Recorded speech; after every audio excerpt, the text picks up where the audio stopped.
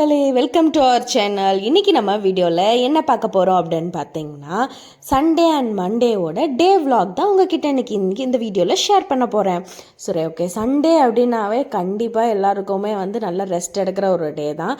So அந்த Sunday வந்து நல்லா பொறுமையாக தூங்கி எழுந்திரிச்ச பிறகு காலையிலாம் என்ன டிஃபன் ரெடி ஆகுது வீட்டில் அப்படின்னு பார்த்தீங்கன்னா அடை தான்.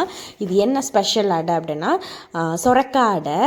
நார்மலாக கடலை பருப்பை போட்டு அடை செய்வோம் இல்லையா, அதே மாடல் தான். அதில் சொரக்காய் வந்து நல்லா அரிஞ்சு போட்டு அதையும் சேர்த்து போடுறது தான் இது. அந்த சொரக்காய் போடுறப்ப செம்ம டேஸ்ட்டு, ஹெல்தி, ரொம்ப ரொம்ப ரொம்ப ஹெல்தி. சொரைக்காய் நம்ம வந்து டயட்டில் எடுத்துக்கிறது.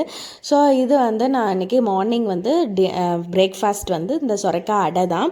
ஸோ எனக்கு வந்து அடைக்கு வந்து நாட்டு சக்கரை தான் பிடிக்கும். அதனால் நாட்டு சக்கரை தான் தொட்டு சாப்பிடுவேன். அண்ட் மற்றவங்களுக்கு வீட்டில் வந்து கார சட்னி. ஆக்சுவலாக இதை ரெடி பண்ணுறது யார் அப்படின்னா என்னோடய அம்மா தான் ரெடி பண்ணுறாங்க. அது நான் சொல்லிடுறேன். அண்ட் அடை முடித்து சாப்பிட்ட பிறகு அடுத்து தான் நான் என்ன சாப்பிட்றேன் அப்படின்னு பார்த்தீங்கன்னா, ஒரு இளநீ தான் குடித்தோம். ஒரு 11 o'clock போல் ஒரு இளநீ வந்து வாங்கி வச்சுட்டு இளநீ குடித்தோம். ஸோ அண்ட் இளநீ குடிச்சிட்டே கொஞ்சம் வீட்டில் பின் சைடு வந்து பார்த்திங்கன்னா நிறைய செடி, நிறைய மரம்லாம் இருக்கும். ஸோ கொஞ்சம் நேச்சராக இருக்கும், ஃபீல் குட்டாக இருக்கும். ஸோ அதனால் அங்கே உட்காந்து இல்லை வேடிக்கை பார்த்துட்டே உட்காந்து கொண்டா இளநீ சாப்பிட்டு முடிச்சாச்சு. அதுக்கப்புறமா மதியம் லஞ்சுக்கு என்ன ரெடி ஆகிட்டுருக்கு வீட்டில் அப்படின்னு பார்த்தீங்கன்னா, ஃபிஷ் தான். எனக்கு ரொம்ப பிடிக்கும். எத்தனை பேருக்கு ஃபிஷ் பிடிக்கும்னு மறக்காமல் கமெண்ட் பண்ணுங்க. அண்ட் எங்கள் அம்மா செய்கிற ஃபிஷ்னால் அவ்வளோ பிடிக்கும். எங்கள் அம்மாவோட மீன் குழம்பு அவ்வளோ ருசியாக இருக்கும். அண்ட் குழம்புக்கு வந்து பார்த்திங்கன்னா அந்த அரிசி வாஷ் பண்ண தண்ணி இருக்கும் இல்லையா, அதை தான் வந்து குழம்புக்கெலாம் வந்து யூஸ் பண்ணுவாங்க அம்மா. ஸோ நானுமே வந்து வீட்டில் அதை தான் யூஸ் பண்ணுறேன். மோஸ்ட்லி நிறைய குழம்புக்கு வந்து பார்த்திங்கன்னா அரிசி வாஷ் பண்ண அந்த தண்ணி, அதாவது ஃபஸ்ட்டு 2 வாஷ்க்கு யூஸ் பண்ண மாட்டோம். 3rd வாஷ் நல்லா க்ளீன் பண்ண பிறகு 3rd டைம் வாஷ் பண்ணுற அந்த தண்ணியை வந்து நம்ம குழம்புக்கு பயன்படுத்துகிறப்போ அந்த புளி குழம்பாக இருக்கட்டும், இல்லை இந்த மாதிரி சில எல்லா குழம்புக்கும், இந்த மாதிரி மீன் குழம்பு இதுக்கெல்லாம் வந்து பார்த்திங்கன்னா செம்ம டேஸ்டியாகவும் இருக்குமா. டேஸ்ட்டை வந்து இன்க்ரீஸ் பண்ணி கொடுக்கணும் அம்மா சொல்லுவாங்க. ஸோ நானும் அதுதான் ட்ரை பண்ணிகிட்ருக்கேன் இப்போலாம். எங்கள் குட்டிக்கும் மீன்னா ரொம்ப ரொம்ப பிடிக்கும். ஸோ அவனுக்குனே தனியாக வந்து மீன் வந்து கொஞ்சம் மசாலாலாம் கம்மி பண்ணிவிட்டு தனியாக எடுத்து வச்சுருவோம் வறுக்கிறதுக்கு. அப்புறம் என்ன, மீன் குழம்பும் ரெடி ஆகிடுச்சு, வறுவலும் ரெடி ஆகிடுச்சு. நல்லா சாப்பிட்டுட்டு அண்ட் நல்லா ரெஸ்ட் எடுத்தோம். சண்டே இப்படி தான் போச்சு. அண்ட் அடுத்ததாக பார்த்தீங்கன்னா மண்டே விலாக் வந்துடுச்சு. அண்ட் மண்டேக்கு ஒரு இன்ட்ரோ விலாகும் வந்துட்டுருக்கு. இன்ட்ரோ விலாகை பாருங்கள். ஹாய் மக்களே, எல்லாருக்கும் வணக்கம். Hope you all good. எல்லாரும் சந்தோஷமாக இருப்பீங்க நம்புகிறேன். இன்றைக்கி நம்ம வீடியோவில் என்ன பார்க்க போகிறோம் அப்படின்னு பார்த்தீங்கன்னா, இன்றைக்கி டே ரொட்டீன் விலாக் தான் பார்க்க போகிறோம். சரி, பார்க்கலாமா? Let's come. மண்டே அன்றைக்கி மார்னிங் எழுந்திரிச்சு ஆஸ் யூஷுவல் எப்போதும் போல் ஃபஸ்ட்டு பால் மூலம் காய்ச்சி என் பட்டுக்குட்டிக்கு பாலெலாம் கொடுத்து முடிச்சுட்டு பிரேக்ஃபாஸ்ட்டுக்கு ரெடி பண்ண ஸ்டார்ட் பண்ணிட்டேன். இன்றைக்கி வந்து பிரேக்ஃபாஸ்ட்டுக்கு என்ன ரெடி பண்ணுறேன் அப்படின்னு பார்த்தீங்கன்னா, ராகி தோசை தான் ரெடி பண்ணலான்ட்டு ஐடியா. ஸோ அதனால் ராகி மாவு எடுத்து கொஞ்சம் தண்ணியெலாம் ஆட் பண்ணி நல்லா ஒரு மிக்ஸ் கொடுத்துட்டு அதுக்கப்புறமா வந்து பார்த்திங்கன்னா அதை ஒரு கொஞ்சம் நேரம் ஊற வைக்கணும் இல்லையா. ஸோ அதனால் ஒரு 30 minutesக்கு ஊற வச்சிடலாம் அப்படின்னு சொல்லிட்டு அதை மூடி போட்டு மூடிட்டேன்.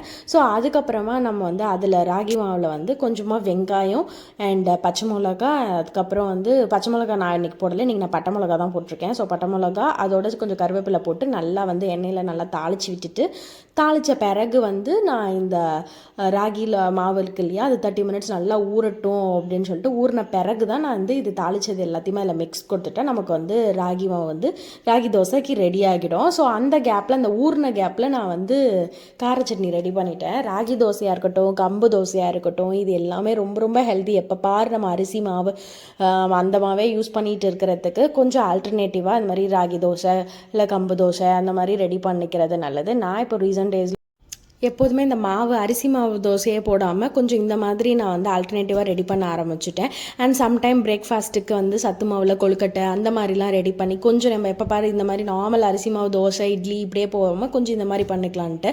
அண்ட் கம்பு தோசையாக இருந்தாலும் சரி, இந்த ராகி தோசைக்குமே கார சட்னி தான் டேஸ்டியாக இருக்கும். ஸோ கார சட்னி தொட்டு சாப்பிட்றப்ப 2 தோசை எக்ஸ்ட்ராவே நமக்கு இறங்கும்.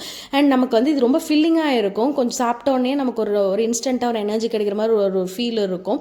அண்ட் உடம்பே நமக்கு வந்து லைட்டாக இருக்கிறத வந்து ஃபீல் பண்ண முடியும். ராகி வந்து ரொம்ப கூலண்ட்டு. ஸோ வந்து நமக்கு வந்து இந்த சம்மருக்கு ரொம்ப ரொம்ப ரொம்ப நல்லது. ஸோ அதனால் நான் வந்து காலையிலேயே பிரேக்ஃபாஸ்ட்டுக்கு ராகி தோசை ப்ளஸ் கார சட்னி ரெடி பண்ணிட்டேன்.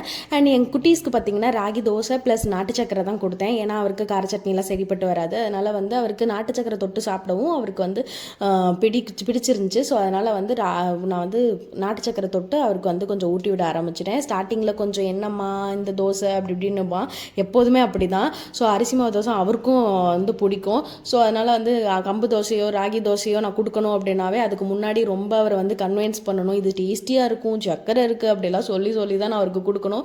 அப்புறம் ஒரு வழியாக அவருக்கும் ஊட்டி முடிச்சாச்சு. அண்ட் லஞ்சுக்கு நான் பெருசாக பண்ணலை, பிகாஸ் நான் மார்னிங் எனக்கு ஆல்ரெடி ரொம்ப டைம் ஆகிடுச்சு. நான் வந்து ஹேர் வாஷ் வேறு பண்ணிவிட்டு டியூட்டிக்கு எனக்கு ரொம்ப டைம் ஆகிடுச்சு. ஸோ அதனால் லன்ச் வந்து ரொம்ப ஸ்மாலாக பண்ணிக்கலாம் அப்படின்னு சொல்லிட்டு பிளான். அது மட்டும் இல்லாமல் பாஸ்ட் 2 டேஸாகவே நாங்கள் வந்து ஃபுல்லாக நான்வெஜ்ஜு நல்லா ஹெவி ஃபுட்டாக வேறு சாப்பிட்டுட்டு இருந்தோம். ஸோ அதனால் கொஞ்சம் நாளுமே வந்து மீன் தான் சாப்பிட்டோம். ஸோ அதனால் மீன் சாப்பிட்டாவே நாங்கள் வந்து அன்றைக்கி தயிர் கர்ட் மோர் போட்டு மோர் சாதமோ எதுவுமே சாப்பிட மாட்டோம்.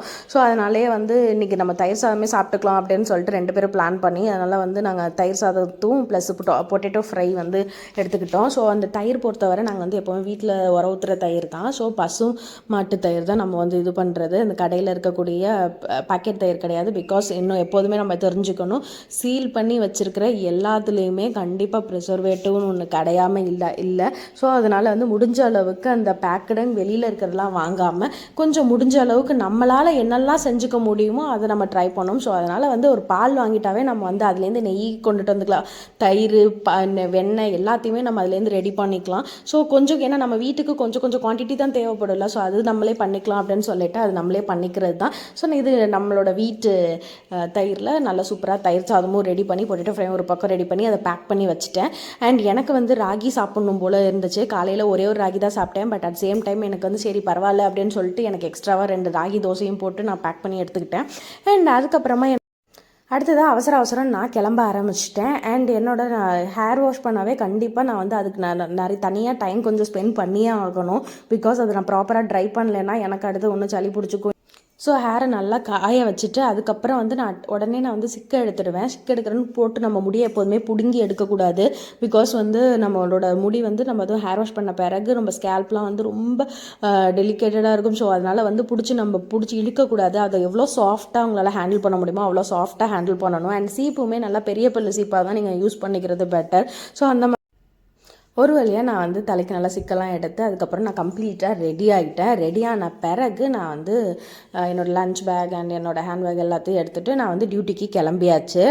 கண்டிப்பாக உங்களுக்கு இந்த வீடியோ பிடிச்சிருக்கும் நம்புறேன். இன்னொரு வீடியோவில் உங்கள் எல்லாரையுமே சந்திக்கிறேன். அண்ட் நெக்ஸ்ட் நம்மளோட என்னென்ன வீடியோஸ் என்னென்ன மாதிரிலாம் வேணும், ஹேர் கேர் வீடியோஸில் என்ன ரிலேட்டடாக ஹேர் கேர் சம்மந்தப்பட்ட விஷயங்கள்லாம் என்ன வேணுங்கிறது நீங்கள் கமெண்ட் பண்ணுங்கள். அது பட் நம்மளோட அடுத்த வீடியோஸ் எல்லாம் வரும்.